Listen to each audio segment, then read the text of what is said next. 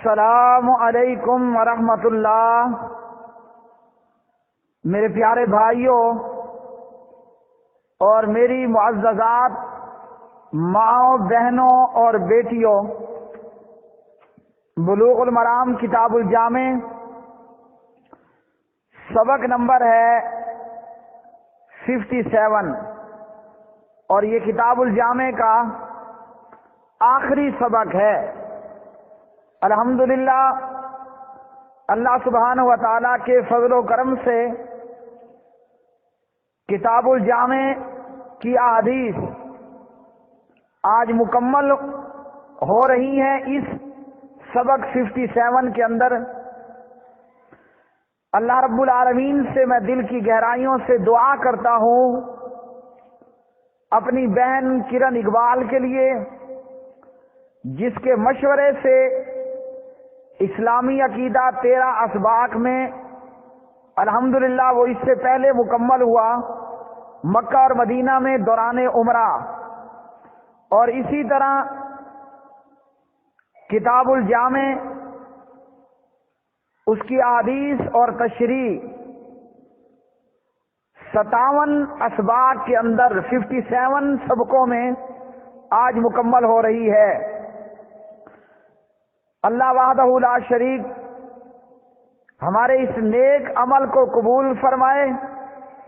ان احادیث نبویہ صلی اللہ علیہ وسلم پر اللہ وحدہ لا شریک مجھے، آپ کو اور ہم سب کو عمل کرنے اور ان کو مزید آگے پھیلانے کی اللہ وحدہ لا شریک توفیق عطا فرمائے۔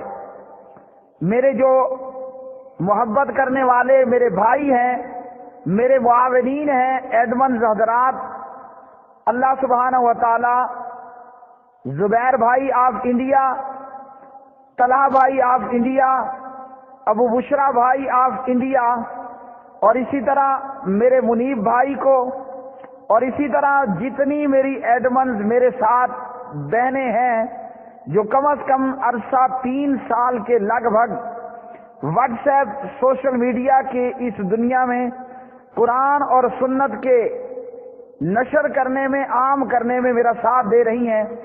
اسی طرح میرے بھائی اکرام، سہیل، عمار، سمیع اللہ اور عبد الحلیم بھائی، سجاد بھائی آپ سیال کوٹ، اللہ وحدہ لا شریک ان تمام کو ڈھیروں ڈھیر جزائے خیر عطا فرمائے۔ اور اسی طرح اللہ سبحانہ و تعالی میرے پیارے بھائی محمد رفیع جو کہ انڈیا سے ہیں، اللہ وحدہ لا شریک انہیں شفائے کاملہ عطا فرمائے اور ان کی بیماری دنیا آخرت میں ان کے لیے بلندی درجات کا سبب بنائے۔ میں اللہ رب العالمین کے سامنے اپنے اس نیک عمل کو وسیلہ بنا کر اللہ سے یہ دعا کرتا ہوں کہ اللہ اس نیک عمل کے بدلے ہمیں دنیا میں بھی بھلائی دے اور آخرت کے اندر بھی بھلائی عطا فرمائے۔ دنیا آخرت کی مصیبتوں سے اللہ وحدہ لا شریک ہماری حفاظت فرمائے اور دنیا آخرت کی کامیابیاں اور کامرانیاں ہمارے مقدر کرے۔ بسم اللہ الرحمن الرحیم۔ عن عائشہ رضی اللہ تعالی عنہا ان النبی صلی اللہ علیہ وسلم علمها هذا الدعاء اللهم انی اسألک من الخیر کله عاجله وآجله ما علمت منه وما لم اعلم واعوذ بک من الشر کله عاجله وآجله ما علمت منه وما لم اعلم اللهم انی اسألک من خیر ما سألک عبدک ونبیک واعوذ بک من شر ما عاذ منه عبدک ونبیک اللهم انی اسألک الجنة وما قرب الیہا من قول او عمل واعوذ بک من النار وما قرب الیہا من قول او عمل واسألک ان تجعل كل قضاء قضيته لي خيرا اخرجه ابن ماجہ वस्सहहु इब्न हिब्बान वल हाकिम। सैयद आयशा सिद्दीका तय्यबा ताहिरा रज़ी अल्लाह तआला अन्हा इस हदीस की राविया हैं। फरमाती हैं कि प्यारे नबी सल्लल्लाहु अलैहि वसल्लम ने इनको ये दुआ सिखलाई। अल्लाह के पाक नबी सल्लल्लाहु अलैहि वसल्लम ने सैयद आयशा रज़ी अल्लाह तआला अन्हा को ये दुआ सिखाई, ऐ अल्लाह, मैं तुझसे हर तरह की खैर व भलाई तलब करती हूँ। ऐ अल्लाह, मैं तुझसे हर तरह की खैर व भलाई तलब करती हूँ, जल्दी वसूल होने वाली या देर से मिलने वाली, वो भलाई जिसे मैं जानती हूँ और वो खैर व भलाई जिसे मैं नहीं जानती, और हर बुराई से तेरी पनाह तलब करती हूँ, जल्दी आने वाली या देर से आने वाली बुराई जिसका मुझे इल्म है या वो बुराइयां जिसका मुझे इल्म नहीं। ऐ अल्लाह, मैं तुझसे वो खैर तलब करती हूँ कि जिसका तेरे बंदे और तेरे नबी ने तुझसे सवाल किया था, और इस शर से तेरी पनाह तलब करती हूँ जिससे तेरे बंदे और नबी ने पनाह मांगी थी। ऐ अल्लाह, मैं तुझसे जन्नत का सवाल करती हूँ और ऐसे कौलो अमल का सवाल करती हूँ जो कौलो अमल मुझे जन्नत के करीब कर दें, और तेरी पनाह तलब करती हूँ जहन्नम से और हर इस कौलो अमल से जो जहन्नम के करीब कर दे। और मैं तुझसे सवाल करती हूँ कि तूने जो फैसला मेरे हक में किया उसे मेरे हक में बेहतर बना दे। प्यारे भाइयों, ये दुआ भी जामे तरीन दुआओं में से एक दुआ है, जिसमें मुख्तलिफ अशिया की तलब और शरारत, मुसीबत और बदअमली से इस्तिआवे के बाद, पनाह मांगने के बाद बिलाखिर अर्ज की कि मैं हर इस भलाई का सवाल करता हूँ जिसकी तलब रसूलुल्लाह सल्लल्लाहु अलैहि वसल्लम ने की है, और हर इस बुराई से पनाह चाहती हूँ जिससे रसूलुल्लाह सल्लल्लाहु अलैहि वसल्लम ने पनाह चाही है। इस दुनिया में और आखिरत की हर भलाई मैं अल्लाह तुझसे वो मांगती हूँ। इस हदीस से हमें ये मालूम हुआ कि बंदा मोमिन नेकियों में हिर्स करे और शैतान के कदमों पर पैरवी करने से, शैतानी आमाल करने से अल्लाह सुब्हानहु व तआला की पनाह तलब करे। हर वो खैर का अमल जो हमारी आंखों सामने हो, जो हमारे इल्म में हो, चाहे उसको हम देख रहे हैं, सुन रहे हैं, और हर खैर का वो अमल जिसे हम महसूस करें कि ये अमल नेकी वाला अमल है। इस हदीस ने हमें ये दर्स दिया कि हर नेक काम करने की कोशिश करें, और फिर नेक काम करने की कोशिश यहां तक हो कि जिन नेक कामों के मुतल्लिक हमें इल्म नहीं है, हम अल्लाह सुब्हानहु व तआला से ये तलब करें, ये दुआ करें कि ऐसे नेकियों के काम जो हमारे इल्म में भी नहीं, ए अल्लाह, हम उनको भी करने वाले बन जाएं, और हर नजर आने वाली, हर सुनाई देने वाली, हर महसूस होने वाली बुराई से अल्लाह वहदहु ला शरीक की पनाह तलब करें, और उन बुराइयों से भी कि जो बुराइयां हमारे ख्यालात में भी नहीं है, ऐसी ऐसी बुराइयां कि जिन्हें हम जानते ही नहीं है। इसी तरह इस हदीस में हमें यह बताया गया कि हम अल्लाह रब्बुल आलमीन से जन्नत का सवाल करें, और एक और हदीस के मुताबिक अल्लाह से मांगो तो जन्नतुल फिरदौस का मुतालबा करो। अल्लाह सुब्हानहु व तआला से جنت الفردوس مانگو۔ تو اس حدیث میں کہ اللہ سے جنت کا سوال کرنا ہے اور یہ دعا کرنی ہے، اے اللہ زبان کی ہر وہ حرکت، اے اللہ زبان کی ہر وہ حرکت، زبان کا ہر وہ بولنا اور ہاتھ پاؤں کا ہر وہ عمل جو ہمیں جنت کے قریب کر دے، وہ کہنے اور وہ کرنے کی توفیق دے۔ اللہ سے جہنم کی پناہ طلب کریں اور ہر وہ عمل یا ہر وہ قول جو ہمیں جہنم کے قریب کر دے اس سے بھی پناہ طلب کریں، اور اللہ سبحانہ و تعالیٰ سے یہ دعا کریں کہ اللہ تو نے جو میرے حق میں فیصلہ کیا اسے میرے حق میں بہتر بنا دے۔ اگلی اور آخری حدیث کتاب الجامع بلوغ المرام کی، واخرج الشیخان عن ابی ہریرہ رضی اللہ تعالی عنہ قال قال رسول اللہ صلی اللہ علیہ وسلم کلمتان حبیبتان الی الرحمن خفیفتان علی اللسان ثقیلتان فی المیزان سبحان اللہ و بحمدہ سبحان اللہ العظیم۔ پیارے بھائیو، یہی حدیث صحیح بخاری کی بھی آخری حدیث ہے۔ امام بخاری رحمہ اللہ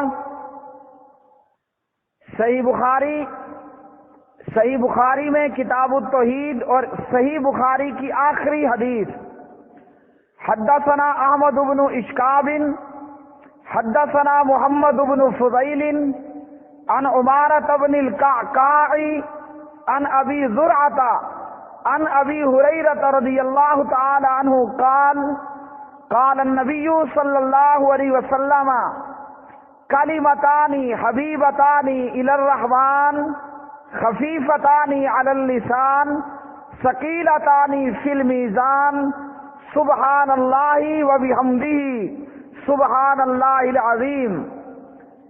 حافظ ابن حجر رحمہ اللہ نے بلوغ المرام کے اینڈ پر امام بخاری محمد بن اسماعیل امام بخاری رحمہ اللہ کو کاپی کیا اور امام بخاری رحمہ اللہ کی نقل کرتے ہوئے بلوغ المرام کے اینڈ پر اپنی کتاب کا اختتام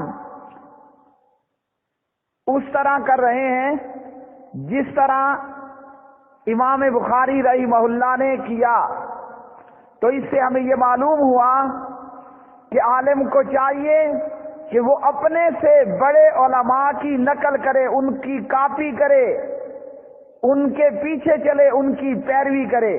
اس سے ہمیں یہ معلوم ہوا کہ امام محمد بن اسماعیل البخاری رحمہ اللہ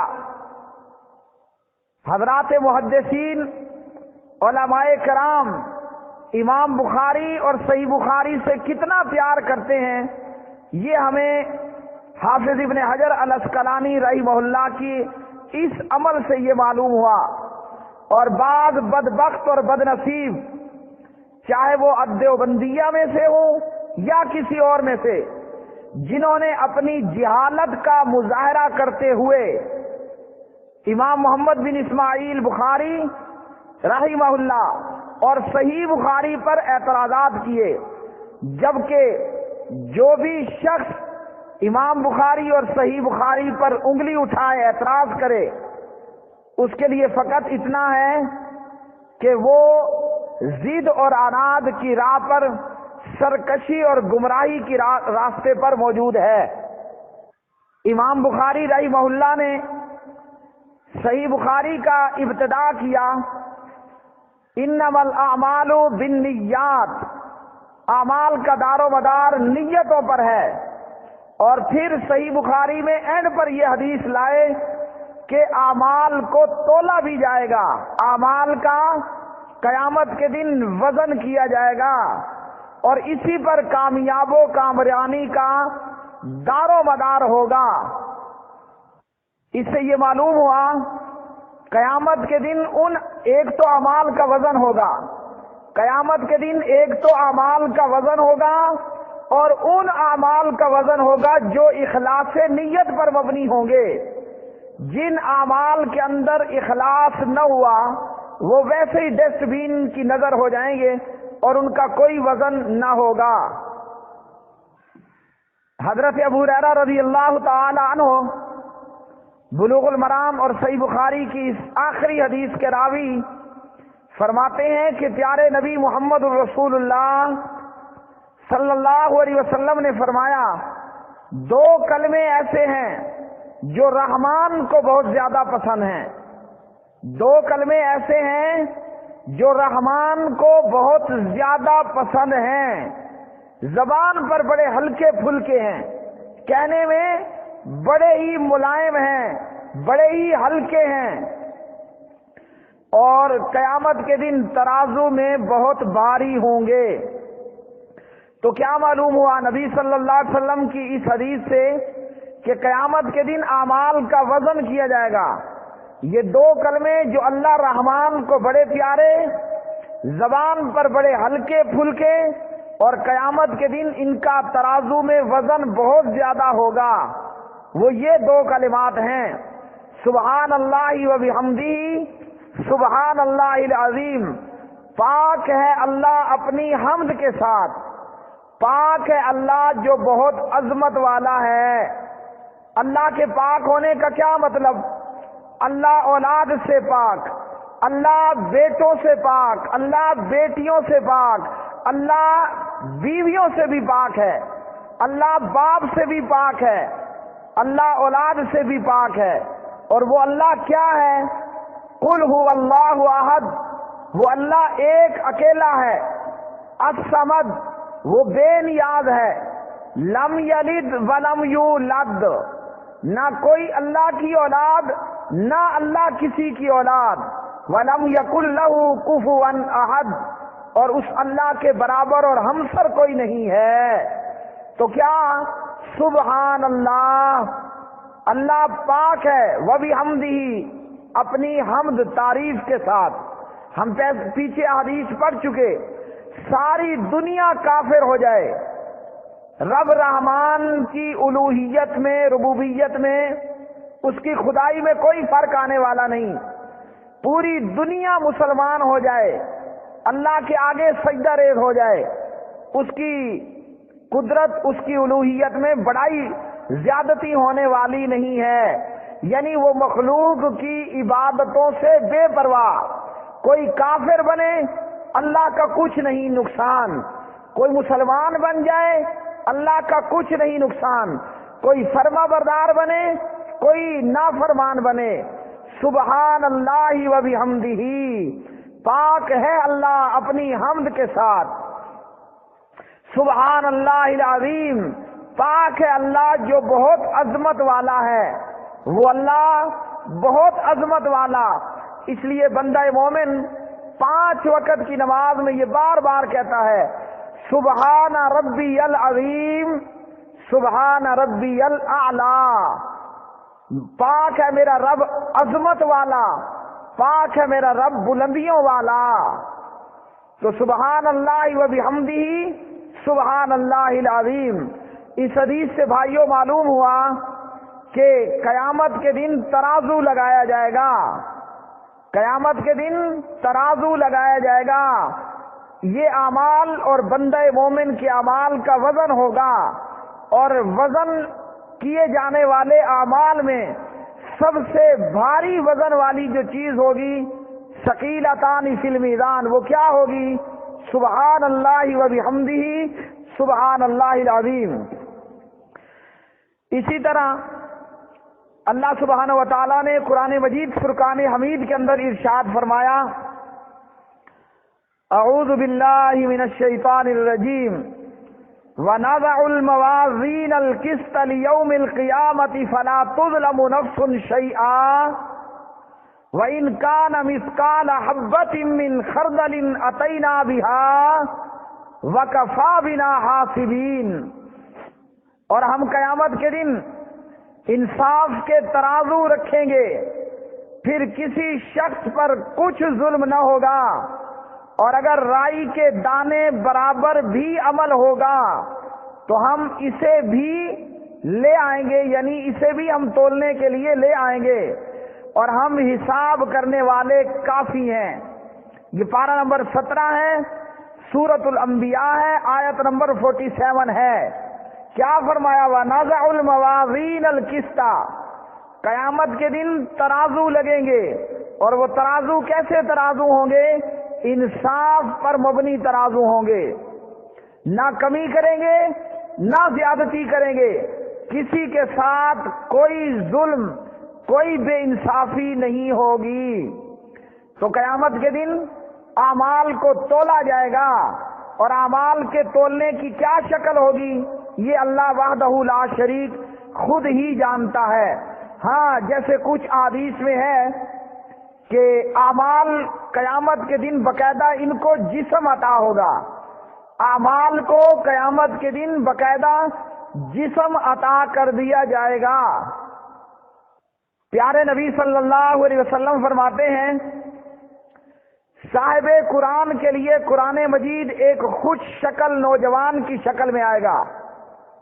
صاحب قرآن، قرآن پڑھنے والا یا قرآن کا حافظ، قرآن کا قاری، قرآن کا علم، قرآن بیان کرنے والا، قرآن پڑھنے والا، صاحب قرآن کے لیے قرآن پاک ایک خوش شکل اچھی خوبصورت شکل والے نوجوان کی شکل میں آئے گا، اور حافظ قرآن یا قرآن پڑھنے والا پوچھے گا تو کون ہے، تو کون ہے؟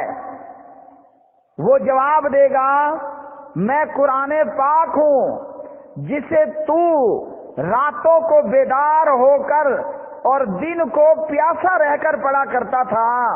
مسند امام احمد بن حنبل۔ اور پیارے بھائیوں، یہاں میں عرض کیے دیتا ہوں قیامت کے دن کا حال کیا ہوگا۔ وہ کتنا خوش نصیب جس کے پاس اللہ کا قرآن ایک خوبصورت شکل میں آ جائے اور کہے کہ میں قرآن ہوں جسے تو پڑھا کرتا تھا۔ یہاں قیامت کے دن کا منظر کیا ہے؟ اللہ سبحانہ و تعالیٰ نے وہ منظر سورہ عبس و تولیٰ کے اندر بیان کیا۔ فرمایا اللہ رب العالمین نے، یوم یفر المرء من اخیہ و امہ و ابیہ و صاحبتہ و بنیہ لکل امرئ منہم یومئذ شأن یغنیہ۔ قیامت کے دن آدمی اپنے بھائی سے بھاگے گا، اور اپنی ماں اور اپنے باپ سے بھاگے گا، اپنی بیوی اور اپنے بیٹوں سے بھی بھاگے گا۔